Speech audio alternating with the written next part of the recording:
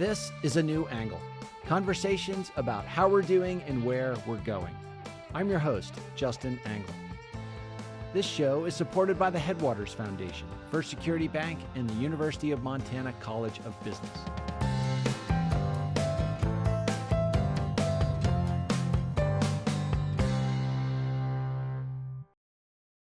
Hey folks, welcome back, and thanks for tuning in.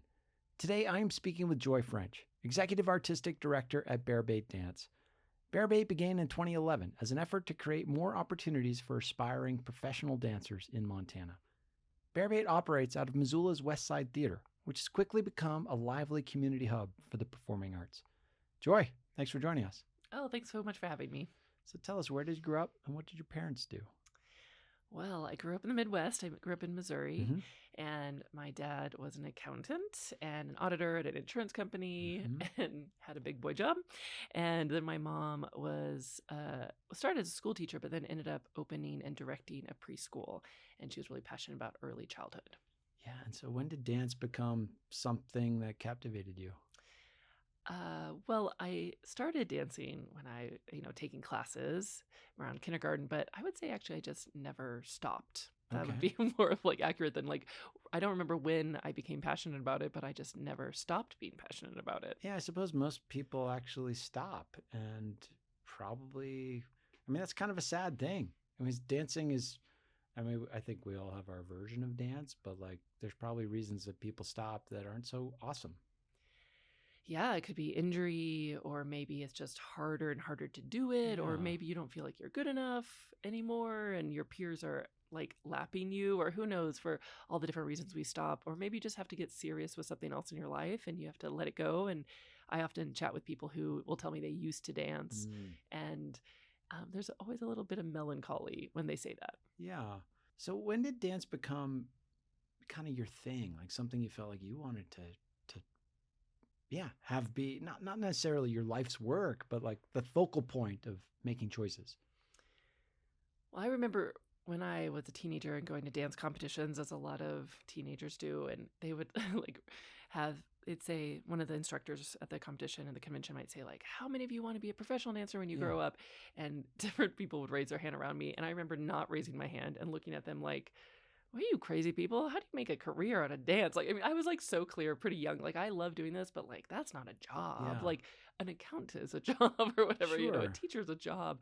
But then after I graduated high school, I did a little thing called Up With People. Yes. Yeah, I remember Up With People. As we've talked about, Up With People visited my high school, and I just remembered maybe it was the first musical performance I'd been exposed to, but it was overwhelming. I'm singing the song in my head as we record here. Just what a fantastic experience that must have been. Oh, it was amazing. We had about 150 people between cast and crew traveling together for a year. And we did a 2-hour Broadway style musical, and we often went into high school gyms or auditoriums. And their countries represented I think we had 22 different countries from around the world. Almost every continent was represented in the cast. And so getting to know a bunch of people from all over the world and touring, and we toured around the United States, as well as our cast went to Europe, Western Europe. And so it was a totally different thing to be put into a new environment with people who didn't know me. And I was kind of cast as a featured dancer and a soloist, and to be oh, I'm not just good in my hometown in Missouri. I'm also good in this wider context with a lot of really interesting and powerful and talented people who can own themselves on stage. Yeah. And to tour that for a year gave me a lot more confidence, I think, in my dancing and my talent and how people saw me. And then I actually ended up coming to the University of Montana. Okay. And in the first year, I met Amy Ragsdale, who a lot of people in the state will know, who's just so wonderful and delightful, and who has a real gift for, I think, picking out talent and helping people cultivate their unique talent. And she met me my freshman year, and by my sophomore year, I was performing professionally with her in Motrans, her original dance company here on campus. And that was my first professional gig. And it was eye-opening. So I had this, experience touring, which felt really great. I had grown up as a dancer and had been celebrated for sure. But I always had this very clear idea, that's not a career path. That's my hobby, or that's my passion. But then Amy really, in hiring me, as a 20-year-old or however old I was by the time she hired me to dance professionally in a beautiful state that I love to be in. And like, just it opened my idea of like, what does it mean to be a professional dancer? It doesn't just mean New York City. It doesn't just mean ABT or like these huge companies in the big cities and this like competitive nature. It also means a lot about your presence on stage and what you can bring to even smaller stages matter. Like, it felt like it mattered here in a different way that I didn't realize would be a thing in the professional world. I just thought it meant cities, big companies, big competition.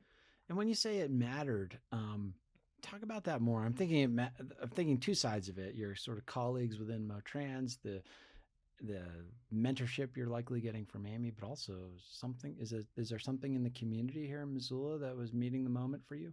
Absolutely. I mean, number one, the fact that Montana had a professional dance company that like young aspiring professionals as well as professionals. I mean, I was dancing with people 10 years older than me who had actually had much larger careers by that point,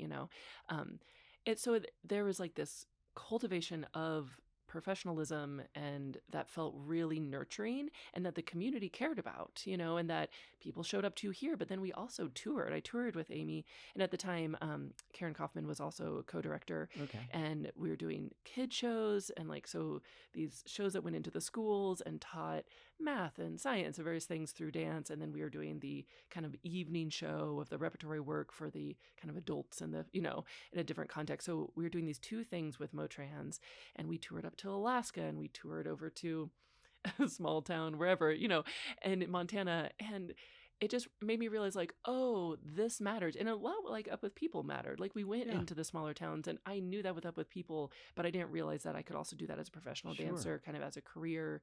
And not that it was full-time. I mean, I was still a student and doing that as a student. But it opened my eyes up to what it means to be a professional dancer and who ends up in different communities to make that work. Because those women who were in the company at the time, in addition to Amy, who's a wonderful mentor of mine still and friend, there were also these women who had come into Montana, and they'd had careers in different places, and they ended up in Missoula at the right time, right place for me to meet them and dance with them. And I could look up to them and see like, oh, sure, they'd got a job on a cruise. Okay, great. They'd went and got their master's degree. Okay, great. And they're all dancing with me, and I'm good enough to like understand that and like grow and learn from them. And then to find my own artistic voice and place amongst people who wanted to be in a place like Missoula, Sounds like that modeling of what being a professional dancer is all about was critical for you, not only in terms of like that it is possible, that it is a thing, but also like learning the craft. I mean, we talked at the beginning about your dad being an accountant and an actuary. That's probably a job that maybe people have a mental model of, but I don't think many people have a mental model of like, take us through a day in the life of a professional dancer. What are all the things you have to do to have that be your job? Yeah, I think the hardest thing, no matter what community you're in, is the schedule.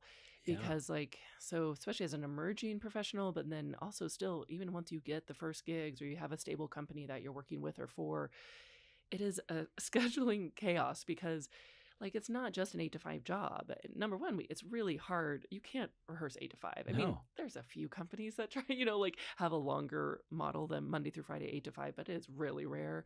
And so what you're doing is you have these rehearsals that are spread out throughout the week and maybe even over the weekend, but then you're also trying to piece together maybe teaching. And I definitely did that. Teaching youth, or maybe teaching at a college like here, which is so ways to supplement your income. Like, so you're teaching, but then you're trying to keep it in the dance world usually, because that's networking and that's professional in its own way, and dance teachers are amazing. And so then you're rehearsing, then you're also trying to take class. So where are the classes in a community that you can take? Then how do you cross train? And then like, how do you also find opportunities to audition or take other classes outside of the community to continue professional development, and all of that while trying to like pay your bills and see your friends and care about the world around you. It takes a lot. I think it takes the right personality to like be okay with that juggle and to balance all those things and feel like, okay, maybe I don't know my every month paycheck, or it's not gonna be consistent because these gigs come and go and the classes come and go. But then eventually you kind of ride that wave long enough. And then you come out the other side and you're like, oh, I'm still doing it. again, it's kind of like, oh, I'm still dancing. And I'm thinking of the piece that a lot of jobs don't have, and that is you got to maintain your body. Absolutely. And take really good care of it, because that is your livelihood. Talk about that aspect. I think to a listener, it's probably fairly obvious that dance is an intensely physical pursuit, but like what is the day-to-day grind, injuries, that sort of thing? Bring us into that world a little bit. Yeah, I mean, I often say, especially as I was like, I'm still dancing in my late 20s and early 30s, and now I'm in my 40s. And at first it's like kind of surprising, like, surely I'm going to blow a knee. Surely I'm going to, like, something that's going to happen physically that takes me out, because that is very common. And because we do push ourselves so much, and you often run into rehearsals a little cold because you just were doing something else. You had to bartend, and then you're coming in, or like whatever you're doing to like supplement your work-life balance and try to pay your bills. And so there's a lot of injuries. And what I think a lot of dancers do, and I did too, is you find the other thing that really feeds you. And I ended up finding Pilates and in my 30s, and that I had dabbled and like, tried to like kind of figure out my cross training. And I think I'm just lucky that in my 20s I didn't have a big injury and blowout. Small things, but I was able to recover and went to PT and went, did all the things that you have to do physically. But then in my 30s, I found Pilates, which I think has sustained me now as I have gotten even older in my dancing.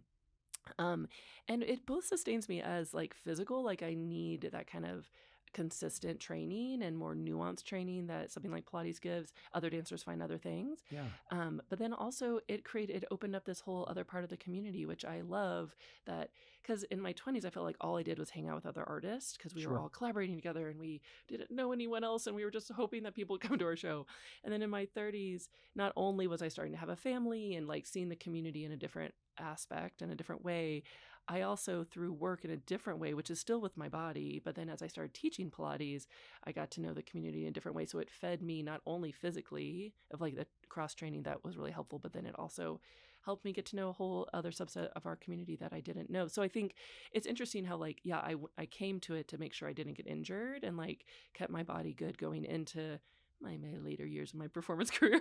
But then it also, I mean, every time we step into a slightly different role in the community, it opens up this other world that then like inspires us, and those people care about dance in a different way. And so I think it's easy as a dancer and an artist to just hang out with other dancers and artists, musicians hang out with musicians, and, theater kids hang out with theater kids or whatever. And so it's really been lovely. As I've continued in the career, you have to continue finding new interest and new ways of training, but also new ways of cultivating yourself and finding new inspiration. I'll press on that a little bit, because I find it a really fascinating idea, like dancers hanging out with other dancers, artists hanging out with other artists. I find in my experience, and I'm a bit of a generalist, I try a bunch of different things, but like I run a lot, and the most interesting runners are the ones that don't hang out with runners. The most interesting academics I find are the ones that don't hang out with other academics. It's the people that seek cross-pollination opportunities that appear to be, at least in my view, some of the most interesting people out there. And I think critical to the way this community in Missoula, Montana operates. There's a lot of mixing of folks that can be a really lovely aspect. Yeah, absolutely. And as an artist, I mean, I think so. Part of the reason I'm continuing to be able to be an artist and a dancer and a creator here in the field and a professional is because, sure, I haven't gotten injured. I found ways to keep my body going. But another huge thing is re-inspiring myself as an artist. Like every year I choreograph one big show, two big shows, three big shows, sometimes side projects. I'm constantly choreographing. That's my real big passion in the arts, has ended up being as a choreographer. I love performing, but I actually love choreographing even more. But every time I walk into the studio, I mean, a studio or a theater, wherever you're rehearsing, sometimes a gym, wherever you end up like rehearsing your pieces, it's just a big box. Like it's not really that inspiring, And so you have to find ways to be re-inspired and find new ideas and new kind of just little seeds of sparks that then like can maybe like I just put them to the side. I'm like, oh, I'll come back to that. That could be a piece, or it could be a whole show, or it could be a dance film, or it could be, and I think the more people I bring into my world and the wider I kind of like deepen my community, and I say wide and deep at the same time, I realize, but there is like I don't, just not a couple people that I really connect with, but like really trying to like invest in my community and get to know people outside of my direct circle. We'll have this like little side conversation. Yeah. Will they like drop this little moment in their life, or this little book, or a piece of music that they were thinking of? Or I actually teach online some Pilates, and I have a client who is an opera singer in Washington D.C. who I've never met in person. Shout out to Rosa, and and I adore her. And one time I was like, I'm trying to find some music, and she like sent me like all these tracks of opera, which I don't know much about opera, and like she totally inspired me to shift my idea of like what music could be used in my choreography.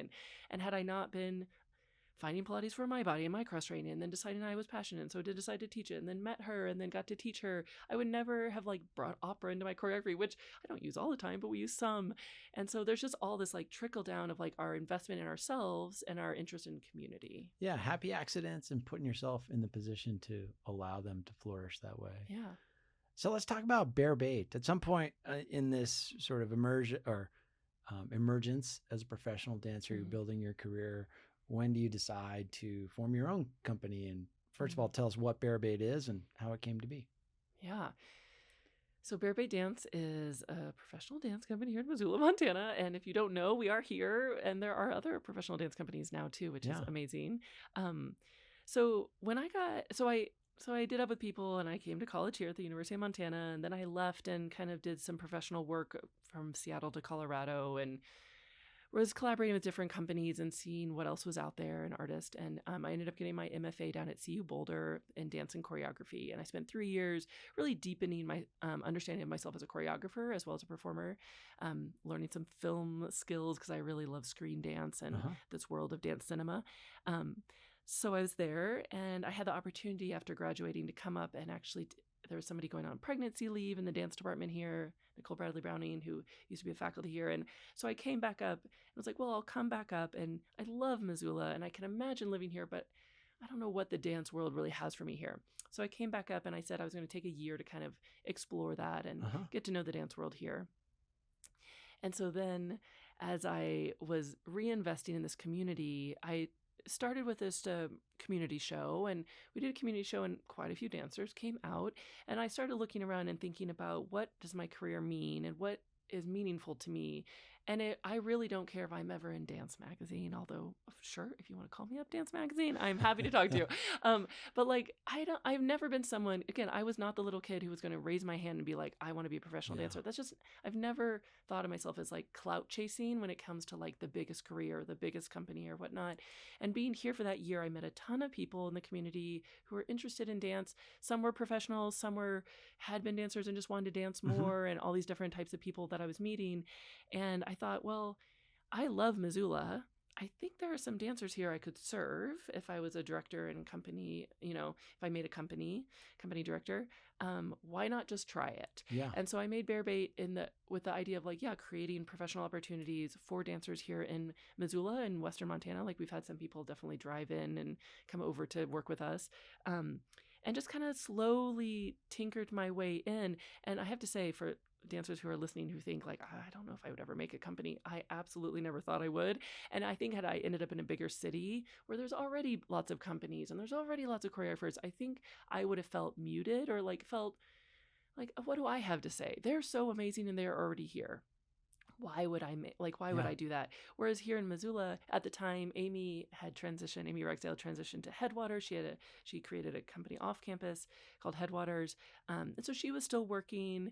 But like, I was like, well, she's serving some of the dancers, but I think there's actually some dancers she's not serving. So it wasn't as much in competition with Amy. I was still working with Amy on and off those first few years too, but that I could start to have my own creative voice. And there were some dancers who were interested. And that's about as much as I had to go on originally. Like, I think I can make some choreography for these dancers. Sure. Why don't we try it out? And the first few years were really just like kind of experimenting. Who's here? Where can I perform? Who wants to show up? Yeah. I mean, that's a big question that I would have is like, how do you launch a business in this space? I mean, it's got to be some interaction of creating a product that people are interested in, and then finding those people to show up, and then having a place to perform. All those mechanics of, it's one thing to gather a bunch of dancers who are interested in an opportunity, but then okay, we got to pay these people to do their thing. How do you make that happen? Yeah. Oof. I did not know. I really did not. My few business classes I took, that might be why that might be why we're talking, right? Because all the reasons not to do it would seem overwhelming from a business standpoint. Yeah. Yet, as you were talking about the origin story, it was so focused on creating opportunities for aspiring dancers. Yeah. Which is a different motivation than a lot of entrepreneurs, which is what you are, might bring to their vocation. Yeah, I would not have thought of myself as an entrepreneur at that time. But that's what you are. But that absolutely, and I definitely feel that now, and I own that now. But at the time, I was like, oh, we'll figure it out. Yeah. Huge shout out to the Downtown Dance Collective and DDC and Heather Adams. I had met her, got to know her a little bit, and I approached her with this idea of like this dance company. What can I do? And at the time, if you don't know the Downtown Dance Collective here in Missoula, it was a community space that really was focused on adult dance classes for a while. And they had some kid stuff. And she had a few lights, it was like a dance studio with a few lights in the sky. And I said, hey, could I do a show here? Could I do company in residence? What does that mean? And more or less, the first few years of Bear Bait Dance, we were at the DDC, and she really helped facilitate. I mean, I am here because Heather really helped to those first few years, because she was a professional and a dancer in the community a few steps ahead of me with an entrepreneurial idea of the DDC, and saw me as an opportunity to offer something back into the community, and so I feel like I was a recipient of her goodwill and her openness to care about community. And so then she let me come in. So the first couple of years, I really didn't know what I was doing, but I had space and I had someone who trusted me to make a show and to collaborate with me on producing the show. So I didn't have to do it all myself. And then, I was like, I think we need a poster. And I had a little graphic design skills at the time, and I made a poster. And I know some friends who can take photos, and we need a poster with a photo. So let's do that, And I believe my first money that I paid, right from the get-go, I started paying dancers. And I believe I gave them $150 in cash. I was like, here's my ticket money. Here you go. And I just passed it off. Just divvying it out like you're dealing cards. Much, yeah. But I was really committed though right away that I'm going to promise them that we're paying. And I follow through every time. And even right away when I didn't really know. And I had some great people in the first 2 or 3 years of the company who had other company experience who were like, well, I saw this in this company. Or I remember going to a friend that was in the company and saying should I take out a small business loan? And she was like, absolutely not. And I was like, thank you for saying that to me. I'm just kind of spitballing with people around me and asking for help, and trying to understand. And luckily, I think one thing that works for me in Missoula, or did right away particularly, was that I've always been interested in making art for my community and in response to my community. So some artists and dancers want to go, into a cabin in the woods and make their art, and then they show it later. It's harder to do that with dancers, but some truly and I think that's great. Sometimes we need to be isolated when we make art and make it just for ourselves. And then we hope that somebody might care about it later. But my strategy has always been I want to make art in community and for community. So the tagline for Bear Bait originally was in Montana for Montanans. Right. And I really cared about that. And so I was hoping that I was making work. And that does not mean it was the perfect way to start, but for me it worked. That so when people would come to the show, that maybe they're like, what is this new thing? And Bear Bait dance and contemporary modern dance, and what is that? And then they'd come and they'd be like, oh, I actually liked that. And I got a lot of that. We still get some of that. I actually liked it. You're surprised you like dance, because we don't get to see it, especially Montanans don't get to see it that often. And so I think it was kind of surprising. And so word of mouth got out pretty quick that it was going to be pretty accessible and something kind of surprising and fun. A lot of my pieces, I joke that I always say that I want to make them laugh, make them cry. And so there's something of a sincerity of human emotion that I think I show in my choreography, but I'm also really playful, and we like to have fun and be a little silly on stage. And so I think that's really a more accessible style of choreography. And so I think my particular style of choreography is not for everyone, and it doesn't mean it would exist well everywhere I could live. But I think in Montana for Montanans who don't get to see a lot of dance, I think I actually have it's a good reflection of maybe what we're interested in, kind of ways into an art form.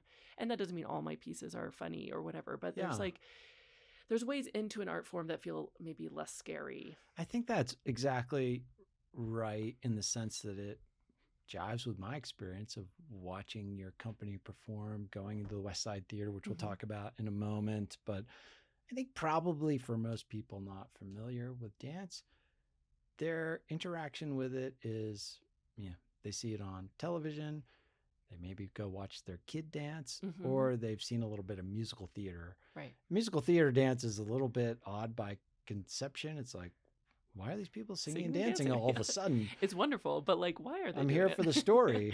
And then there's dancing. I don't get it. Whereas like the stuff I've seen at the theater has been, I don't know if the word accessible came to mind, but for me, probably, as somewhat of a novice as a viewer and understanding the art behind it, or the art that it is, I just felt at ease enough to grasp what was happening on stage, and then open to some of the more provocative, whatever messages, I don't know if that's quite the right word, but provocative themes that emerge from the performance. Yeah. I think there is a whole structure around a performance, and it is a little bit about feeling safe as an audience member to kind of relax and like just enjoy yourself, right? Yeah. And sometimes when we go, I mean, I feel the same way. Sometimes I'll go to a music show that I'm like, I don't know if I like this kind of music, and I feel a little like, or I don't know if I like this theater. I don't know, like a performance or an event, and I'm like, am I gonna? And if you're not relaxed and kind of like welcomed in, then sometimes it feels a little other, like, well, that's for someone else, Right. And I think what we try to do with Bear Bait is to really open it up and say, like, you may or may not like this piece of choreography or this concert. We don't know, because people have different opinions, and art is subjective, and who knows what you'll feel, but hopefully you'll feel welcomed, and like you can relax and just kind of sit back and enjoy, and be in community. Like, I love that our audience will turn to each other and be like, what did you think of that one? And it's kind of there's permission, I think, within Bear Bait and at the Westside. You don't have to like everything. You might like some stuff more than other stuff, but hopefully it leaves you interested to come back. Yes. And that's what I like, so that there is definitely some dance forms and in the contemporary modern world that are trying to be a little bit more like pushing the boundaries. And I think as an art form, we need those people to do that. But if you go into one of those shows and they're like, it feels like they're giving you the middle finger or something like that. Like, they feel like, why was I there? You don't seem like you cared about me at all. Like, you were like the dance just feels other.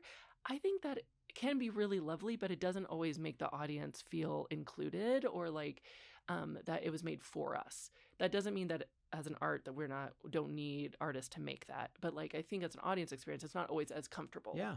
And so I think, and frankly, I don't feel like I'm censoring myself in Montana. I feel like I just like to make stuff that's kind of like personal and human and fun, but then also sincere. And maybe you walk out thinking about like, oh, I haven't thought about aging, or I haven't thought about whatever X, Y, or Z the topic was for that show. I haven't thought about, like, we had Here Be Dragons, which was all about like fantastical like adventures and like the stories of like people going out on boats and adventuring out into the unknown. Like, oh, when was the last time I read a fantasy book about going out into the unknown? Like, even if it's just posing some questions about like, oh, maybe that reminds me of a book that I'll maybe go back and read it. Like, whatever it is, that we welcome you into the world and we offer you something that you haven't seen and it's outside of your daily life in a way that then like maybe hopefully sparks something new in you. And I want people to feel welcome to come into that and have that experience with us. Lovely.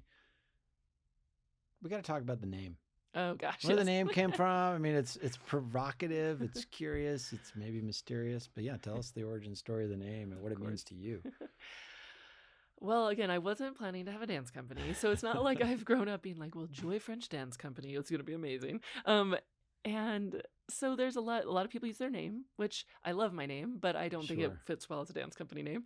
And then a lot it's a great name, but it's a little clunky. It's like Joy French Dance. I don't know. And then a lot of people use kind of kinetic words like move dance company or evolving dance, and those are beautiful, but there are a lot of them like that. And so it's hard actually, like if you just Google like move dance company, you're going to come up with like 50 ones that are like like that. Maybe not exactly Move Dance Company, but something similar.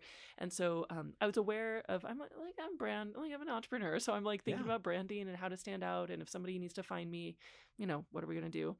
And then I had just moved, from Colorado. I'm doing my MFA. And so I was in a very academic space in my head as I started Bearbait. And I had heard an interview with the director of the Colorado Shakespeare Festival. And he was talking, just kind of about his art and different things about Shakespeare and the plays. And he had been talking about how during Shakespearean time, when his plays were being written, when he was writing plays and they were being produced, the other main form of entertainment at that time in England was bear baiting, BEAR. And it was like what I imagine is like kind of bullfighting arena style, but with bears, and sometimes bears on bears and bears on humans and blah, blah. So it's like this kind of like aggressive thing.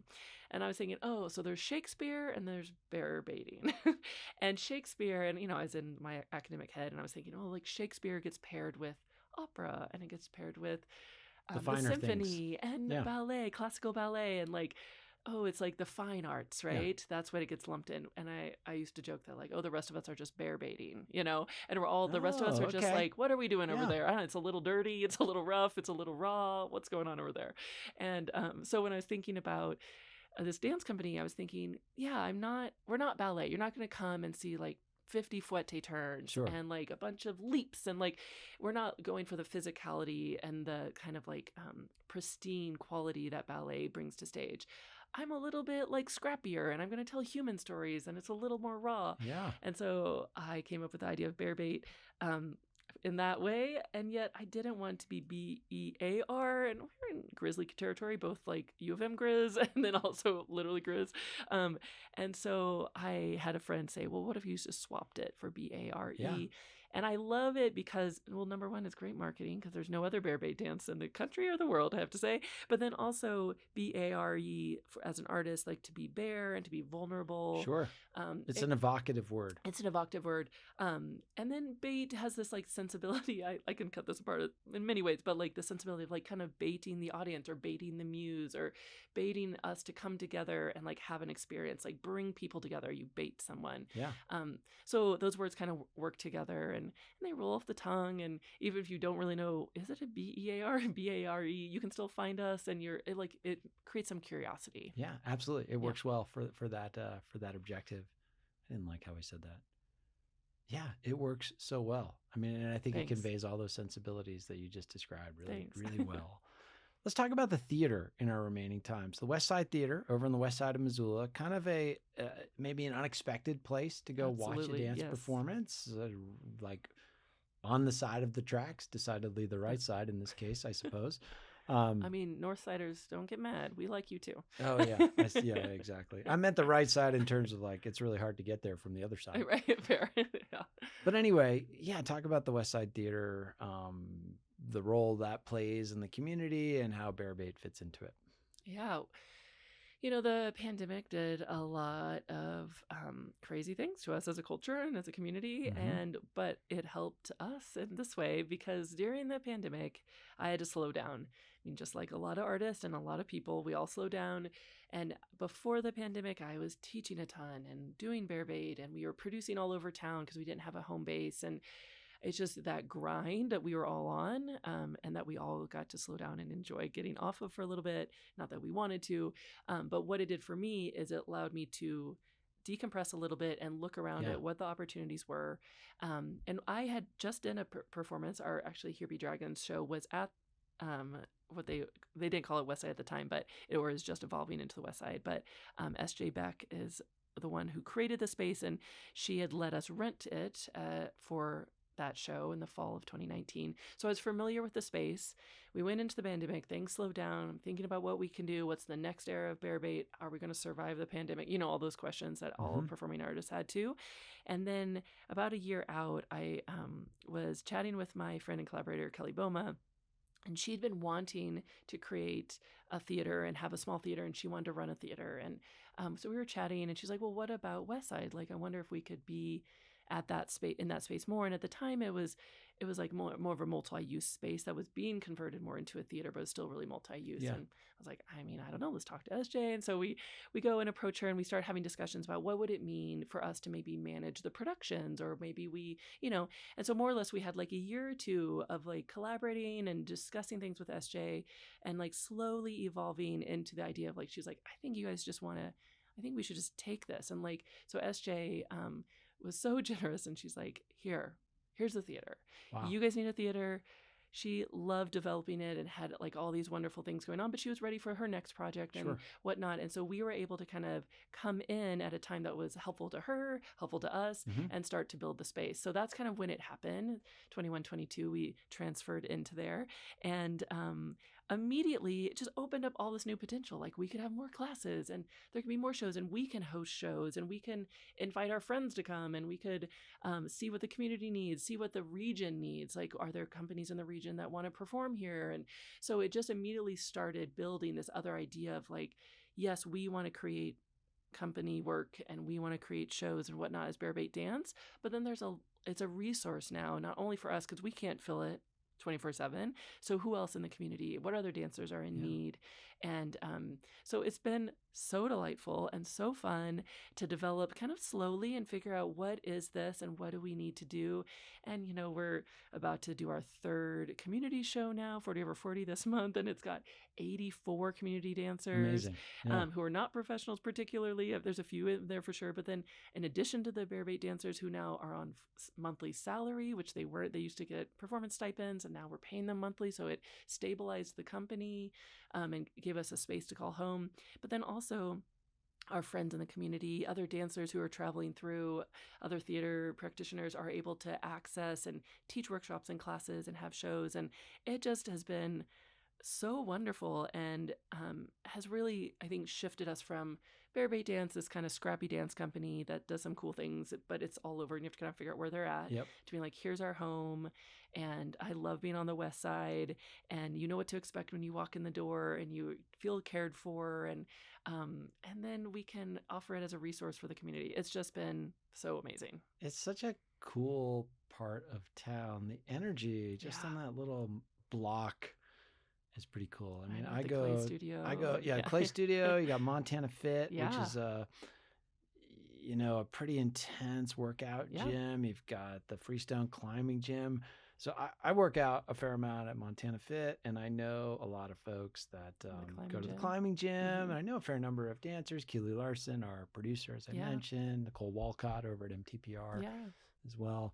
But it's just like, it's cool, and pottery is a very physical form of art as well. So it's kind of this unique mix of all people that are doing cool stuff with their minds and bodies in very different ways. It's just a weird, like, people smashing together in ways that, like, you can never tell, like, and that's another thing I really enjoy. Like, I get out of my car or ride my bike over and I look, I'm like, I don't know if that person's going to the clay studio, to the dance studio, or to the gym, or where are they going? But they're into whatever they're doing. Oh, it's so energetic over there of like all the different people coming and going. Also, like, Jack Metcalf is across from us doing his like amazingness. Like, it's such a great corner. If you haven't been, come check it out. But like, it feels like a little kind of like energetic hub that is in the middle of this beautiful neighborhood in Missoula. Right. Our last question, Joy, is, when was the last time you changed your mind? So I think I am maybe in the process of changing my mind and changing the way I think about myself and what Bear Bait is and can be.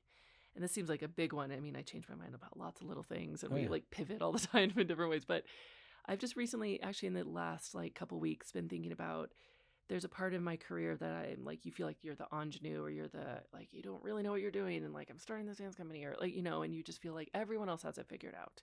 And of course, no one does. But when you're younger, that's kind of how it feels. Like, even into my 30s, like, everyone else has figured this out and I'm still figuring it out, And just in the last few weeks, I've been thinking and kind of reflecting about, there's a shift happening for me and for us as an organization and the theater and like what we have to offer, that I'm like, oh, wait, right.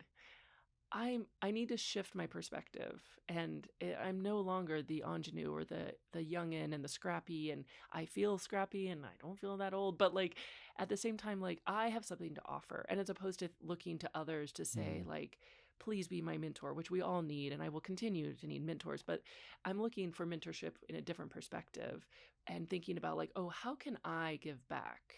And like, it's now my turn to not just be building, but thinking about like, oh, we actually are doing so much more than a lot of dance companies, than a lot of like adult theaters that like are producing. We're producing monthly, sometimes twice a month, big shows. We have a lot of skills, and I have a lot of skills as a director and a choreographer. And how can I flip my perspective to offer back into the community for people who need some of the resources, or how can I help to support, as opposed to just being, I don't know, like in my own world of like, I'm trying to be better. Yeah.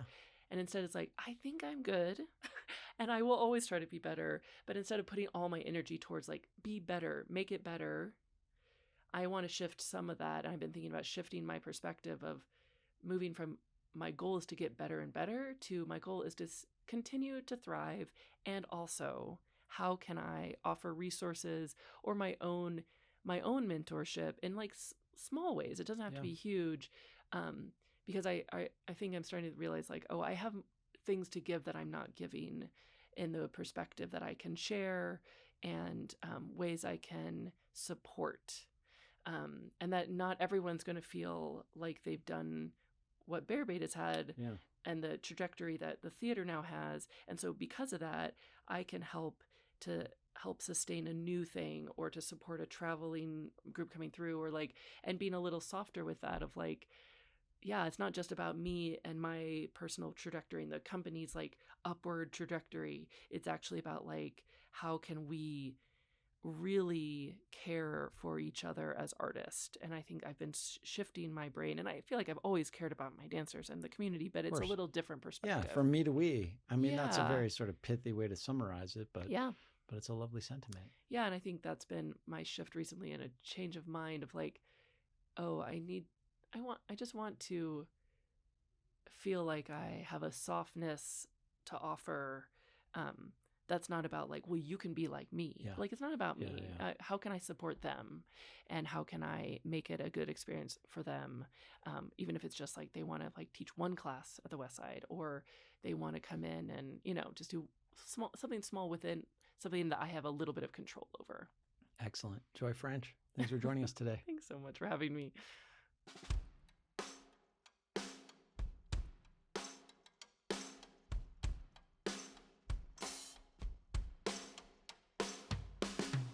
Thanks for listening to A New Angle. If you like what we do and want to support us directly, please consider a subscription at anewanglepodcast.com. A New Angle is recorded at Studio 49, a generous gift from UM alums Michelle and Lauren Hansen. Our presenting sponsor is the Headwaters Foundation, working side by side with Western Montanans to improve the health of our communities.